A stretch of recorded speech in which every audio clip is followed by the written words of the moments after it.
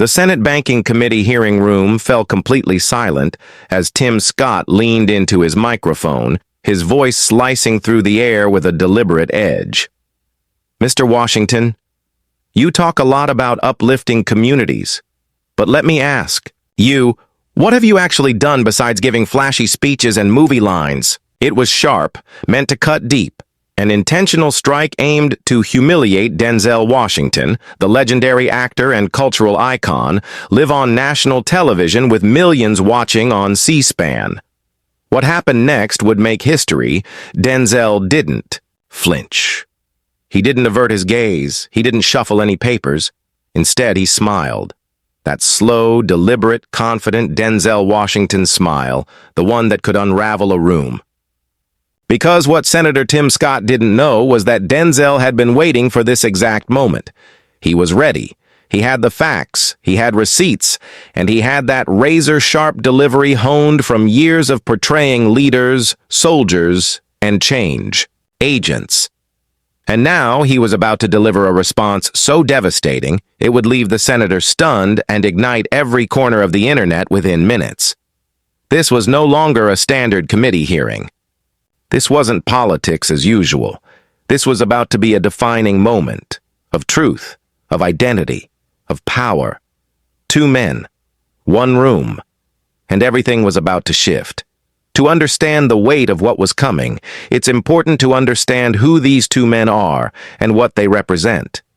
Tim Scott, the only black Republican in the U.S. Senate, carefully constructed his political persona on faith, personal responsibility, and the promise of conservative progress. Raised in North Charleston, he climbed the political ladder from city council to Congress to the Senate, even running briefly for president in 2024. For some, he symbolized the evolution of the GOP. For others, he represented a brand of politics that too often leaned into respectability rather than resistance. But on this day, he faced something unfamiliar. Someone who matched his gravitas, but did not play his game. Denzel Washington, actor, activist, cultural pillar, was not just a Hollywood celebrity. He was a voice generations listened to. He had walked the streets these politicians only visited during election cycles. He didn't need polls or consultants to shape his message. He brought lived experience and a fearless authenticity that couldn't be manufactured. And unlike many who came before him, he wasn't here to play it safe. He wasn't here to bow. He was here to speak plainly, truthfully, and without compromise. For weeks, tension had been building between Scott and Washington. Their ideological clash was no secret. Denzel had called out Scott's record with surgical precision in a CNN appearance just 2 weeks earlier, highlighting votes and policy decisions that, in his view, had betrayed the communities Scott claimed to represent. Scott's team had gone into full spin mode. But Denzel didn't back off. He doubled down, calmly, with receipts, daring anyone to challenge the facts. So now, here they were, face to face in the most watched hearing of the year.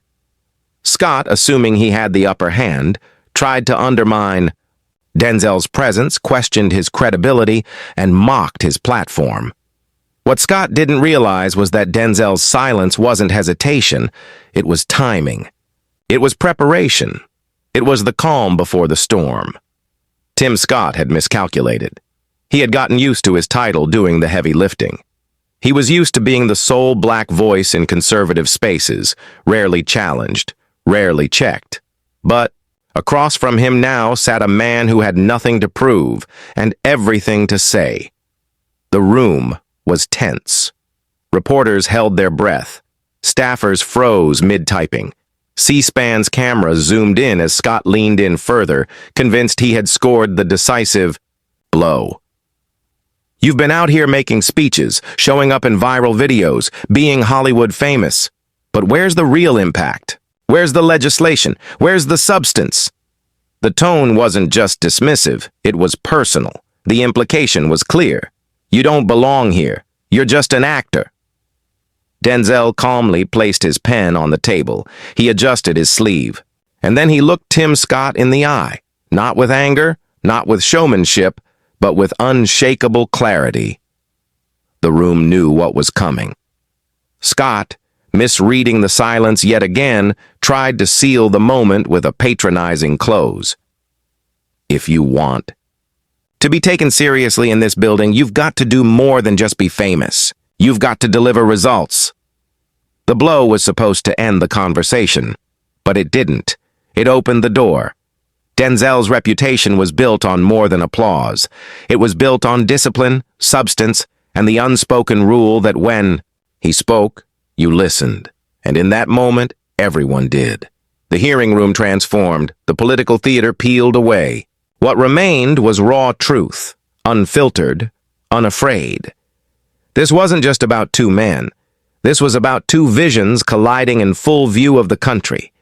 Tim Scott, polished and practiced, reciting safe doctrine, appealing to those who valued comfort over confrontation, and Denzel Washington standing tall not with titles or office, but with presence, clarity, and courage, a man not shaped by politics, but by purpose. I'm not adding to it. I'm not twisting it. I'm just believing it. There was no performance, no pride, just clarity. He wasn't defending an argument. He was pointing to a person. And that kind of directness, that simplicity, it shifted the entire room. In that moment, Whoopi realized this wasn't a debate with Denzel. She was staring down the teachings of Jesus himself. Scott's words came laced with superiority. You could learn a thing or two from those of us who've actually been in the trenches of governance. The tone reeked of arrogance, the sound of someone too confident in his own limited perspective. But what he didn't know was that he'd just set up the moment of a lifetime. He gave Denzel Washington the perfect setup, and the response, that was coming, would be heard far beyond the walls of the Capitol. While Scott was busy talking, Denzel stayed still, calm, calculated, pulling up facts, not headlines, numbers, not narratives. The ultimate irony? Scott accused him of being all show, no action. But Denzel, right there, was quietly loading hard evidence. Not assumptions, not applause lines, data. It wasn't luck. It was preparation meeting opportunity in real time. This was the Denzel Washington standard: discipline, strategy, and purpose. His team came knowing the game, knowing the tactics of establishment politics, long on attitude, short on facts. Denzel didn't walk into that hearing with just presence. He came with precision. He came with truth. The committee chair made a weak attempt to move the hearing forward, but it was too late. The stage now belonged to Denzel. When he leaned forward, that calm, measured voice filled the space. Well, Senator Scott, since you asked about accomplishments, let me break it down for you. His delivery was clean, confident, undeniable. While you've been the go-to face for the Republican Party on cable news, I've been doing work that doesn't need a camera. The air shifted. The room stiffened. Denzel didn't raise his voice. He didn't have to. What he said landed like thunder. Let's talk substance, since you brought it up, he continued, eyes steady. In my first year actively working in policy advocacy, I've co-sponsored 47 significant initiatives: economic equity, justice reform, healthcare access. That's more than you introduced in your first 3 years in Congress. The silence was sharp. Denzel let it breathe, then continued. But I suppose you were busy perfecting your TV smile instead of working for the people who sent you here. Scott's confidence began to slip. His expression hardened. But Denzel wasn't letting up. You want specifics, Senator? Last month alone, my outreach helped over 800 families deal with government systems, veterans' benefits, housing, legal aid. How many did you help? Do you even know?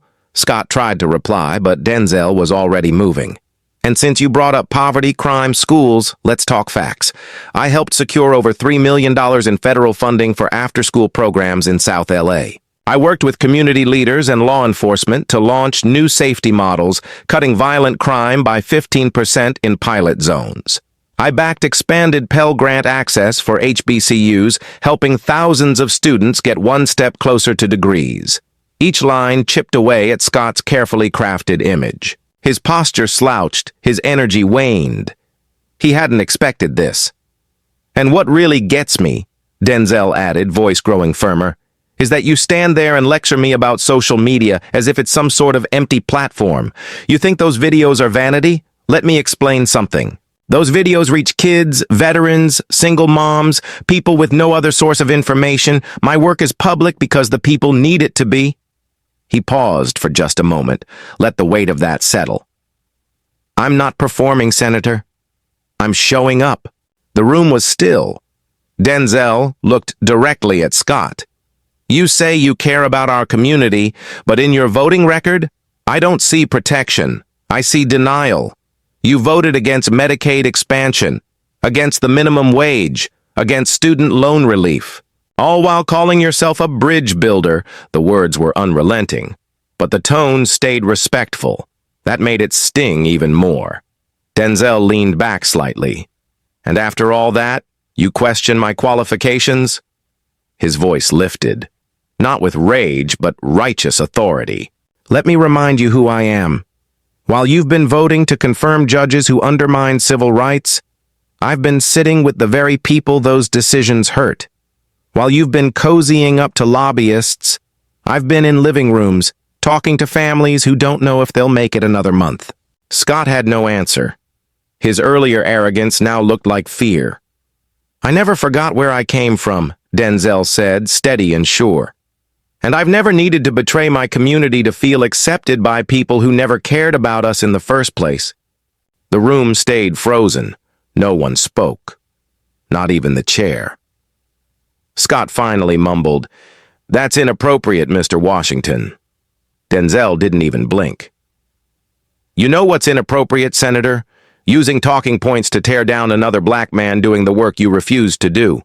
You came at me like I wouldn't be ready, but I'm not here to argue. I'm here to deliver truth. And just like that, the entire momentum shifted. The room, the hearing, the headlines, everything. C-SPAN clips went viral. Twitter exploded. Hashtags lit up the feed. Analysts called it a masterclass. Voters called it refreshing. Even Scott's allies quietly admitted he got outclassed, outprepared, and outworked. But something else happened, too. Later that same week, on a different stage entirely, another shift took place. Whoopi Goldberg had challenged Denzel on faith. Fiercely, publicly, accusing him of using Jesus as a weapon. Her voice shook, but not just with anger, with pain. You say you love Jesus, she said, but you use him to make people feel small. She wasn't shouting anymore. She was breaking. And Denzel saw it. He didn't attack. He didn't correct. He just looked at her, eyes soft. If you really think that I hate Jesus, he said quietly, then you don't know me at all. There was nothing rehearsed in that moment, just truth and grace. The cameras didn't flinch. The audience leaned in.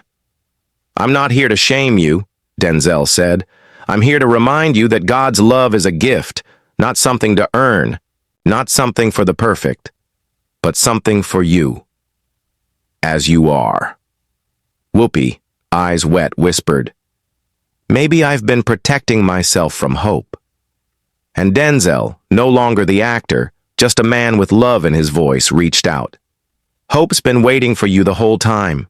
That exchange didn't trend in the same way, but it resonated, quietly, deeply, because what Denzel showed wasn't argument, it was empathy.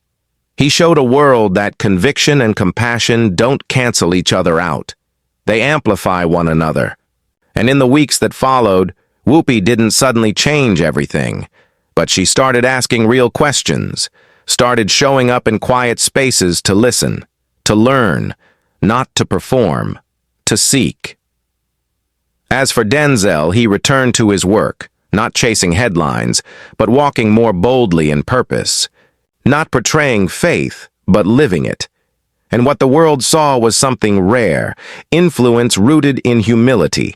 This moment, this cascade of truth and grace, reminded us of something powerful. You don't have to be loud to be strong. You don't need credentials to have credibility. You just need to be real, prepared, and grounded in something greater than yourself, So when your voice is challenged, when your faith is questioned, ask yourself, are you reacting with ego or responding with love? Because the world doesn't need more arguments. It needs more people who speak truth like it matters and love like it costs them something.